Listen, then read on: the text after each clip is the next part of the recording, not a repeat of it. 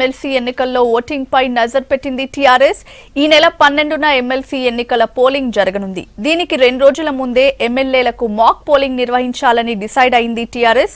ఒక్క ఓటు కూడా వేస్ట్ కాకుండా జాగ్రత్తలు తీసుకుంటోంది.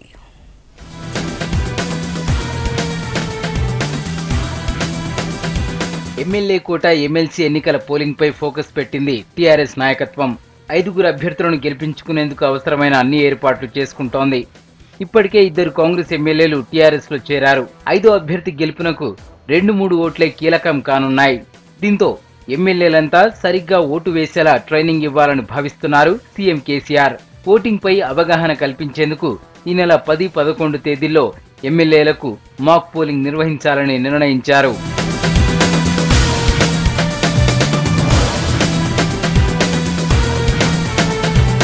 తెలంగాణ భవన్లో నిర్వహించే మాక్ పోలింగ్ కు ఎమ్మెల్యేలంతా రావాలని ఇప్పటికే సమాచారం ఇచ్చారు. పార్టీ వర్కింగ్ ప్రెసిడెంట్ కేటీఆర్ కూడా 3 రోజులు జిల్లాల పర్యటన లేకుండా ప్లాన్ చేసుకున్నారు. ఎమ్మెల్యేలంతా సరిగ్గా ఓటేస్తే ఎమ్మెల్సీ అభ్యర్థులందరూ గెలిచే అవకాశం ఉందని భావిస్తున్నారు.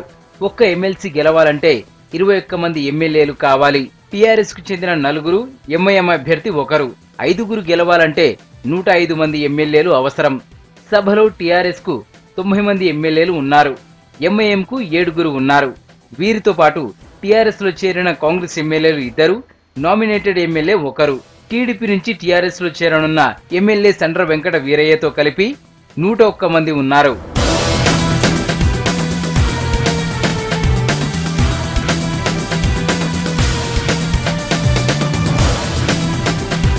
కాంగ్రెస్ కు 17 మంది ఎమ్మెల్యేలున్నారు.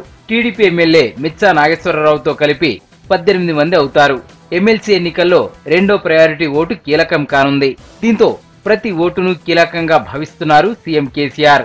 ఏ ఎమ్మెల్యే ఏ అభ్యర్థికి ఓటు వేయాలో ఇప్పటికే నిర్ణయించినట్లు తెలుస్తోంది. ఎమ్మెల్యేలను 5 టీంలుగా విభజించి గ్రూప్ల వారి అభ్యర్థులకు ఓటు వేసేలా ప్లాన్ చేసినట్లు సమాచారం.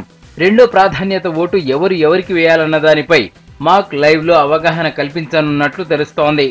ఎలాంటి పొరపాట్లు జరగకుండా ముందు జాగ్రత్తలు తీసుకుంటోంది టీఆర్ఎస్.